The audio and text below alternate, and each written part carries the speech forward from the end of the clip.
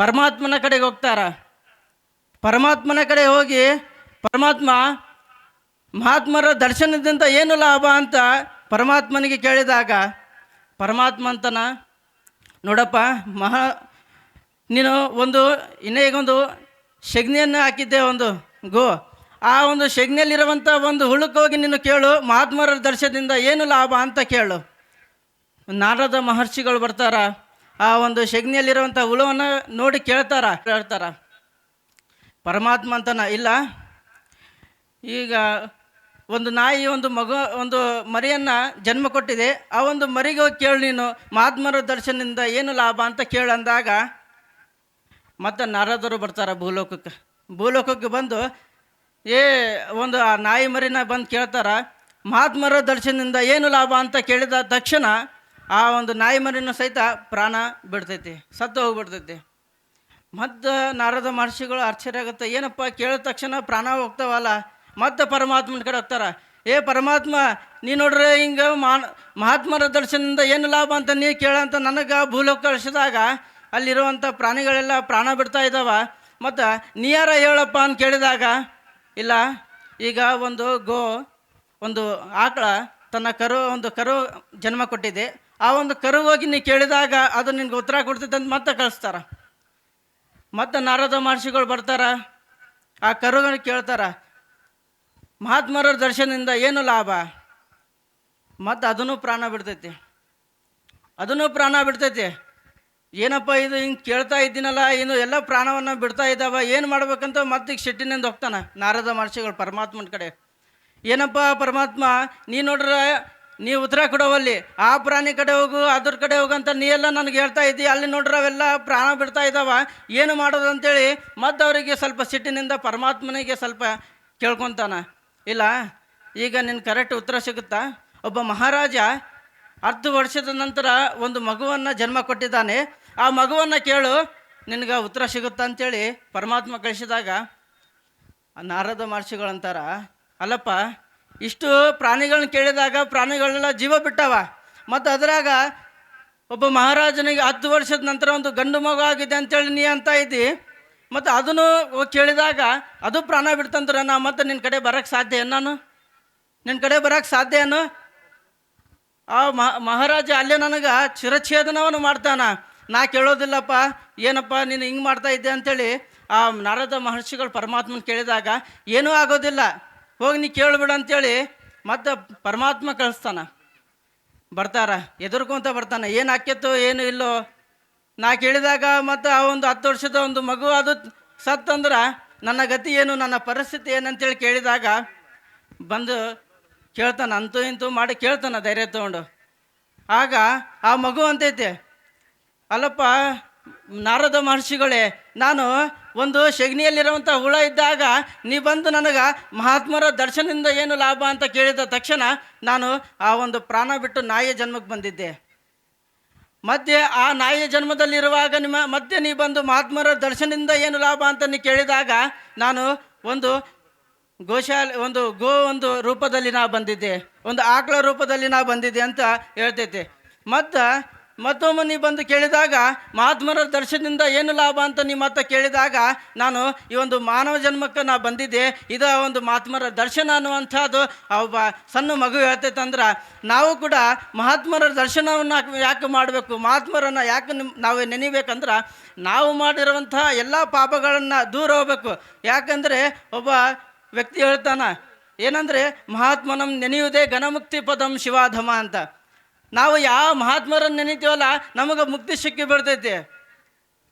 ಉದಾಹರಣೆ ಏನಂದರೆ, ಆನಗಲ್ಲ ಕುಮಾರಶ್ರೀಗಳನ್ನ ಒಬ್ಬ ತಾಯಿ, ಓರ್ವ ತಾಯಿ ಕಣ್ಣಿಲ್ಲ, ಆ ತಾಯಿ ಪ್ರತಿಯೊಂದು ಕಡೆ ಹೋಗಿ ಹಾಸ್ಪಿಟಲ್ ತೋರಿಸಿದಾಗ ಆ ತಾಯಿಗೆ ಕಣ್ಣು ದೃಷ್ಟಿನೇ ಬರೋದಿಲ್ಲ, ದೃಷ್ಟಿಯೋಗನೇ ಬರೋದಿಲ್ಲ. ಎಲ್ಲ ಡಾಕ್ಟರ್ ಅಂತಾರೆ, ಅಲ್ಲಮ್ಮ ನಿನ್ಗೆ ದೃಷ್ಟಿಯೋಗ ಹೋಗಿಬಿಟ್ಟಿದೆ, ನಿನ್ಗೆ ದೃಷ್ಟಿನೇ ಬರೋದಿಲ್ಲ ಅಂಥೇಳಿ ಆ ಒಬ್ಬ ಡಾಕ್ಟರ್ ಅಂದಾಗ ಆಕಿ ಚಿಂತೆ ಮಾಡ್ಕೊತ ಇರ್ತಾಳೆ, ಏನಪ್ಪ ಭಗವಂತ, ಈ ಒಂದು ಲೋಕವನ್ನು ನಾನು ನೋಡ್ಲಿಕ್ಕೆ ಆಗ್ತಾ ಇಲ್ಲಲ್ಲ, ಈ ಸುಂದರವಾಗಿರುವಂಥ ಪ್ರಪಂಚವನ್ನು ನನ್ನ ಕಡೆ ನೋಡೋಕೆ ಆಗ್ತಾ ಇಲ್ಲಲ್ಲ, ಏನಾದರೂ ಮಾಡಿ ನನಗೆ ಒಂದು ದೃಷ್ಟಿಯೋಗ ಕೊಡಪ್ಪ ಅಂಥೇಳಿ ಆಕಿ ರೋದನೆಯಿಂದ ಇರುವಾಗ ಅಲ್ಲೇ ಮುಂದಗಡೆ ಒಬ್ಬ ವ್ಯಕ್ತಿ ಹೋಗ್ತಿರ್ತಾನ, ನೋಡು ನಿನಗೆ ದೃಷ್ಟಿಯೋಗ ಬರ್ಬೇಕಂದ್ರೆ, ನಿನಗೆ ಕಣ್ಣು ಬರ್ಬೇಕಂದ್ರೆ ಇಲ್ಲೇ ಪಕ್ಕದಲ್ಲಿ ಶಿವಯೋಗ ಮಂದಿರ ಅನ್ನುವಂಥ ಒಂದು ಸಂಸ್ಥೆ ಇದೆ. ಆ ಸಂಸ್ಥೆಯಲ್ಲಿ ಆನಗಲ್ಲ ಕುಮಾರ ಶಿವಗಳು ಅಂತ ಅದಾರ. ಆ ಶಿವಯೋಗಗಳನ್ನು ನೀನು ಹೋಗಿ ಭೇಟಿ ಆಗು. ಆ ಮಹಾತ್ಮರ ಒಂದು ಆಶೀರ್ವಾದದಿಂದ ನಿನಗೇನಾದರೂ ದೃಷ್ಟಿಯೋಗ ಬರ್ಬೋದು ಅಂತೇಳಿ ಆ ಒಬ್ಬ ವ್ಯಕ್ತಿ ಅಂದಾಗ, ಆಯ್ತು ಅಂತೇಳಿ ಎಲ್ಲ ಪರೀಕ್ಷೆ ಆಯ್ತು, ಇದೊಂದು ಯಾಕೆ ನಾವು ಬಿಡಬೇಕು, ಇದನ್ನು ಮಾಡೋದಂತೇಳಿ ಕುಮಾರ ಶಿವಗಳ ಹತ್ರ ಬರ್ತಾರೆ. ಅವರು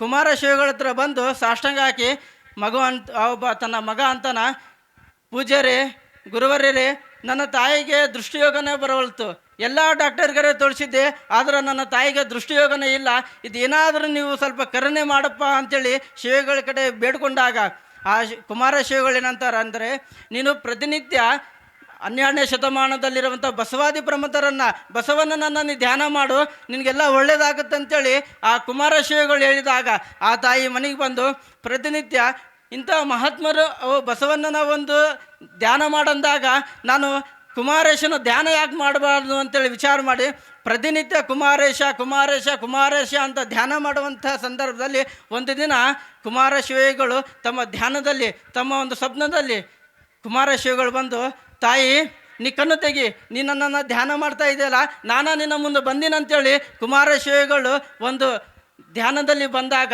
ಆ ತಾಯಿ ಕಣ್ ತೆಗಿತಾಳೆ. ಕಣ್ ತೆಗೆದ ತಕ್ಷಣ ದೃಷ್ಟಿಯೋಗ ಬರುತ್ತದೆ. ಅದು ಮಹಾತ್ಮರಿಗಿರುವಂಥ ಶಕ್ತಿ ಅನ್ನೋದು ನಾವೆಲ್ಲ ತಿಳ್ಕೋಬೇಕು. ಒಂದು ದೃಷ್ಟಿಯೋಗ, ಎಲ್ಲ ಡಾಕ್ಟರ್ಗಳು ದೃಷ್ಟಿ ಇಲ್ಲ ಅಂತ ಹೇಳಿದಾಗ ಮಹಾತ್ಮರ ಒಂದು ನೆನೆಯುವುದರಿಂದ ಆ ತಾಯಿಗೆ ದೃಷ್ಟಿಯೋಗ ಬಂದೈತಂದ್ರೆ ನಾವೆಲ್ಲ ತಿಳ್ಕೋಬೇಕು ಮಹಾತ್ಮರಲ್ಲಿ ಎಂಥ ಶಕ್ತಿ ಇದೆ, ಮಹಾತ್ಮರಲ್ಲಿ ಎಂಥ ಒಂದು ಘನತ ಶಕ್ತಿ ಇದೆ ಅಂತ ನಾವೆಲ್ಲ ತಿಳ್ಕೋಬೇಕು. ನಾವೆಲ್ಲ ಮುಕ್ತಿ ಮಾರ್ಗಕ್ಕೆ ಹೋಗ್ಬೇಕಂದ್ರೆ ನಾವೆಲ್ಲ ಏನು ಮಾಡಬೇಕು? ಅಮ್ಮ, ನಾವೆಲ್ಲ ಮುಕ್ತಿ ನಮ್ಗೆ ಬೇಕಂತೇಳಿ ನಾವು ಎಲ್ಲೆಲ್ಲ ಹೋಗ್ತಾ ಇದ್ದೇವೆ, ಎಲ್ಲೆಲ್ಲ ಹೋಗಿ ತಪಸ್ಸು ಮಾಡ್ತಾ ಇದ್ದಾರೆ, ಆದ್ರೆ ಮುಕ್ತಿಗೆ ಸಿಗೋಕ್ಕೆ ಸಾಧ್ಯ ಇಲ್ಲ.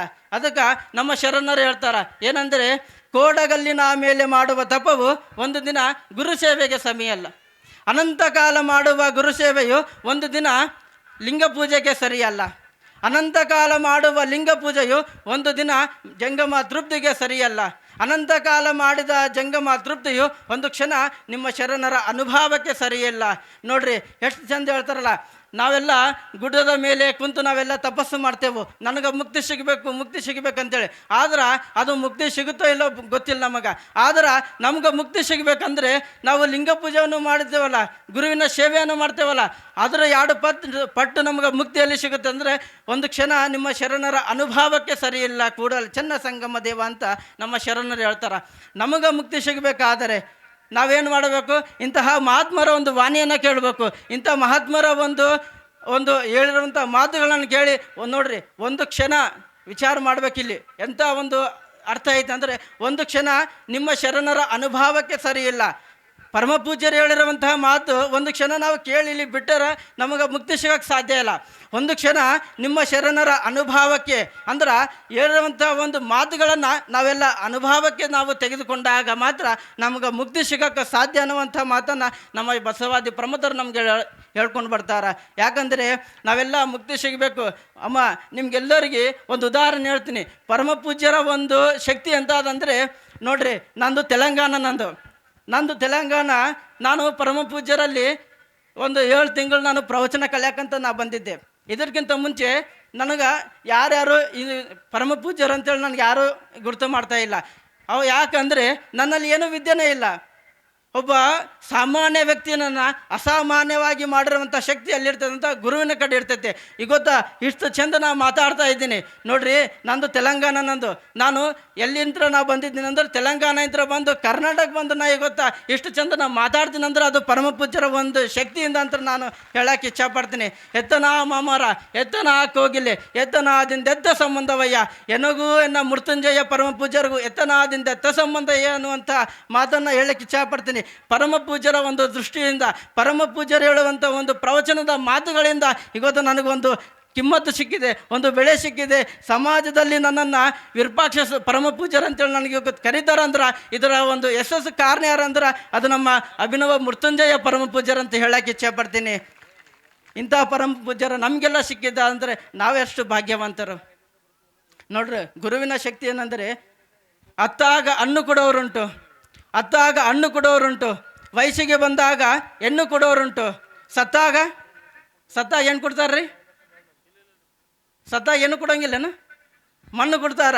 ಆದರೆ ಬದುಕಿರುವಂತಹ ವ್ಯಕ್ತಿಗೆ ಬದುಕಿರುವಂತಹ ಜೀವನಕ್ಕೆ ಬಂಗಾರದಂಥ ಬಣ್ಣವನ್ನು ಯಾರು ಕೊಡ್ತಾರೆ ಅಂದ್ರೆ ಅದು ಪರಮ ಪೂಜ್ಯ ಗುರುವರರು ಅನ್ನುವಂಥ ಮಾತನ್ನು ಹೇಳೋಕ್ಕೆ ಇಚ್ಛೆಪಡ್ತೀನಿ. ಇಂಥ ಪರಮ ಪೂಜ್ಯರು ನಿಮಗೆಲ್ಲರಿಗೂ ಸಿಕ್ಕಿದ್ದಾರೆ ಅಂದರೆ ನಾವೆಲ್ಲರೂ ಎಷ್ಟು ಪುಣ್ಯವನ್ನು ಮಾಡಿದ್ದೇವೆ. ಇದು ನಮ್ಮ ಪುಣ್ಯದ ಒಂದು ಹಿಂದೆ ಮಾಡಿರುವಂಥ ಪುಣ್ಯದ ಒಂದು ಯಶಸ್ಸಿನ ಒಂದು ಕಾರಣಕ್ಕಾಗಿ ಪರಮ ಪೂಜ್ಯರು ನಮಗೆಲ್ಲ ಸಿಕ್ಕಿದ್ದಾರೆ ಅನ್ನುವಂಥದ್ದು ತಾವೆಲ್ಲ ತಿಳ್ಕೊಂಡು ಪರಮ ಪೂಜ್ಯರ ಒಂದು ಪಾದವನ್ನು ನೀವು ಹಿಡ್ಕೊಂಡಾಗ ಮಾತ್ರ ನಿಮಗೆಲ್ಲರಿಗೂ ಕೂಡ ಮುಕ್ತಿಯನ್ನು ಸಿಗುತ್ತದೆ ಅನ್ನುವಂಥ ಮಾತನ್ನು ಈ ಸಂದರ್ಭದಲ್ಲಿ ಹೇಳಿ ನನ್ನ 2 ಮಾತುಗಳನ್ನು ಗುರು